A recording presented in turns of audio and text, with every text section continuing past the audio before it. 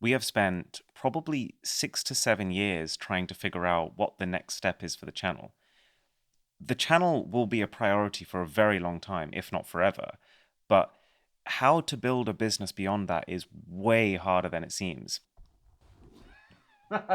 No one understands that. It's like, it's easy for me to decide tomorrow I'm going to release merch, right? And I'm going to get a load of t-shirts, I'm going to print my name on them, and that's on sale. That's the Mr. Who's the Boss product.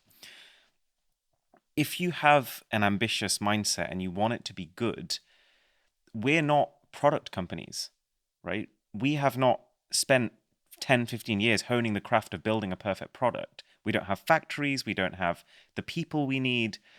So to do something better than a company that's been doing it for 10 years and has factories in China and all these processes is practically impossible. And so what you need to do is to find like the perfect synergy with another company who already has those capabilities and then use your channel as effectively like a marketing engine. But you have to find something that you love. And I have said countless times, I will not make a product until I find something that I'm just obsessed with. And that has yet to come. Can we break this chapter down a little bit Yeah. in detail? Yeah. And I'll tell you why I'm saying this. So let's rewind. I think you started in 2011, if I'm not Mm-hmm. mistaken, roughly. Yeah. I started in about 2015. At that point, YouTubing was just about understanding the craft of videos, enjoying it, putting it out, assuming that this is going to blow up at some point, and there'll be a day in the future, maybe in the distant future, where you'll be sitting with a YouTuber in his beautiful house in the UK and just having a great conversation about monetizing further. But even monetization was a dream that was far off back then. And then the first wave of monetization in my eyes was influencer marketing, at least for India. I'm assuming that in the Western part of the world, AdSense is also a strong form of revenue. Yeah. But in India, in truth, you only make that AdSense money a strong form of revenue 5 years in, 6 years in, because it's not that much money initially. And then you have a shot at like making it grow. So the influencer marketing was the big chunk. I do believe that influencer marketing is still growing in India for sure. I assume globally as well. Yeah. You'd say that? Money's going up. Mm-hmm. But it's like kind of linear growth. And if a YouTuber has sustained their career for longer than 5 years, chances are that that human being is deeply ambitious. And chances are that that deeply ambitious human being is not okay with linear growth. Which is why the steady progression is to jump from linear growth to exponential growth. Which is why this conversation about launching products. Yeah, this is interesting. Right? Yeah. Do you want to pause me here and add anything to this? Well, I'm totally with you on the idea of like the ambitious person doesn't just want linear growth, because that's what, like, I guess you'd be working at a company if that's what you were after. I suppose for me, it's not been about money particularly. It's more actually about growth, because that's really fun. It's like this fun challenge to try and complete. But how would you define growth? It's a good question. I suppose when I was starting out the channel, growth was subscribers. And that's all I actually cared about. I was never looking at paychecks. I just I want to make the biggest channel possible, because if it's big, that's a sign people like the videos and I'm improving at my craft. As it got further and further, the subscribers stopped mattering. I think both in the sense that literally they don't matter, because if you have more subscribers, your videos don't get more views. But also, it's so many now that 21 million versus 20 million doesn't have an impact on your life. And so my goal now is actually to reduce the time that I spend making content without reducing the quality of the content. So I actually want to create more peace in my own life while actually still being ambitious with this channel, but just micro-optimizing the little things to achieve that. So your definition of growth is a life that contains more balance. Yes. Right? And if things can still keep going up, great. Nothing like it. Fair to say? Yeah, spot on. Okay. And that's what you're tuning things towards. Yeah, yes. So like things like giving more responsibility to people in our team, such that I have to worry about less things. You know, I was saying recently I'm doing 11 p.m. nights back to back. I don't want to have to do that. I don't want to feel like I have to do that. This is the same as having that conversation about monetizing your community, that you've built out this community on YouTube. How do you truly turn that audience into yours? And I believe that the practical way to do it is, one, have more information about your community through newsletters, be in touch with them much more. Assume that YouTube shuts tomorrow, how do you still reach out to the 10 or 20 million people? Mm-hmm. Solve for that. But another way of looking at it is creating products, and those products have their own communities inbuilt. How have you managed to do that? You're saying this idea of if YouTube were to disappear, you're still in touch with that community. What have you done to get around that? Over the course of the last 9 years, I've realized that a YouTuber has to go from just doing influencer marketing to building something else. So my first experiment with the world of business was at talent management firm. And I learned how media organizations work, how service-oriented businesses work. But in 2020, we began working on a meditation app. It's more a mind performance app with meditation as a key part of it.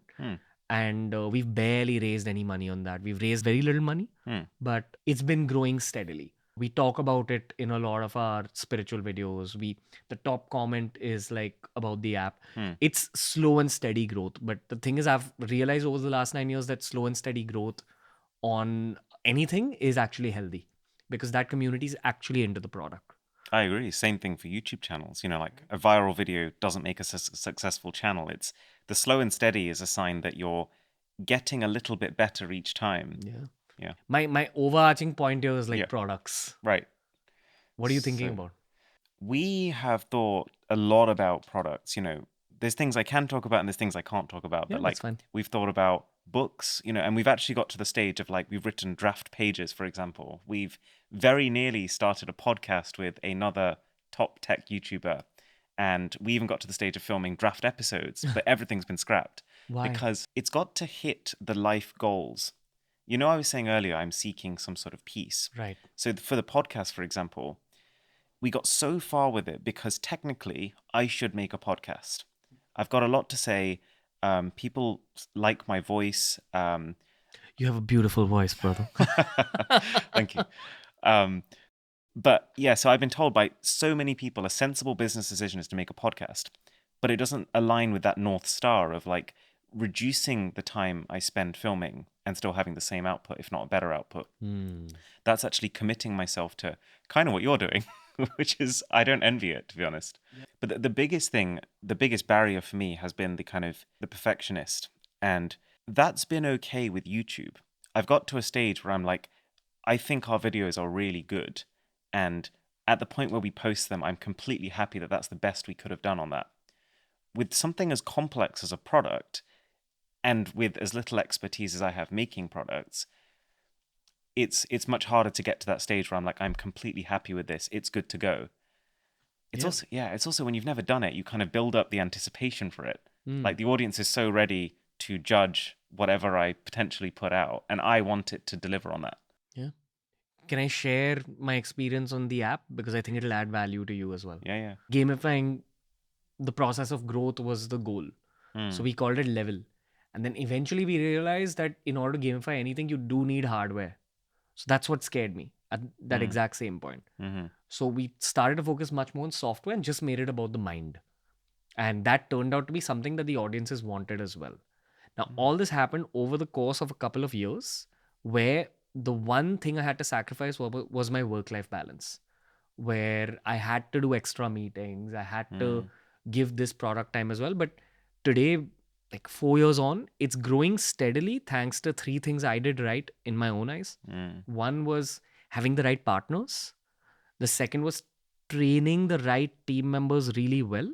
And the third was giving the audiences exactly what they wanted through a slow process. Does it still occupy any part of your headspace today? No. Okay, so Which that is the work's been done. Best case scenario for me. But those couple of years of giving it extra time stretched me too thin and took a lot out of me. At one point, my partners kind of said that, hey, you know what? Now you've given time to this product. So you just need to focus on your fame, your distribution, and keep getting more famous and talking about it more. And that's it. So the app's called Level Supermind, and I don't talk about it all the time. Yeah. But I talk about it enough to just trickle down the audience to that app. So I feel I've answered that question in my own case in a tiny way about taking your community and turning it into something monetizable. But now parallelly, the YouTuber in me really enjoys this process. Yeah. And I know that this is not the last product I'm going to build. Mm-hmm. So as long as you have love for video, I think there's always an opportunity to build more products. We do have one thing that we're potentially working on. I can't, and I don't really want to say anything right now about it, but I'm excited. Yeah. I guess I can say that it involves the perfect synergy of us doing what we're good at and another company doing what they're good at. Nice. Yeah. When I see another YouTuber building something beyond videos, Mm. it's inspirational and it's something I want to like cheer for. Mm-hmm. You know, do you feel that when you see other YouTubers doing it? Knowing how difficult it is, yes. And, when I go into a store and I see Prime on the shelves, Yeah. I just think to myself, damn, that started in someone's bedroom. It's crazy. So absolutely. And same for, Feastables and all these other products that have transcended those barriers. Yeah. I sometimes wonder how the American guys do it this well. That's one of the questions I have. Building businesses. So easily. Yeah. Well, I've met some of their teams and I can say that like they're definitely hiring experts. And I wonder if when you get to a channel that size, you can afford to just outpay other YouTubers and people. So you Mm. can just take the best people and retain them. Do you think American YouTubers are the highest earning YouTubers in the world? I'd be very surprised if they're not. Right?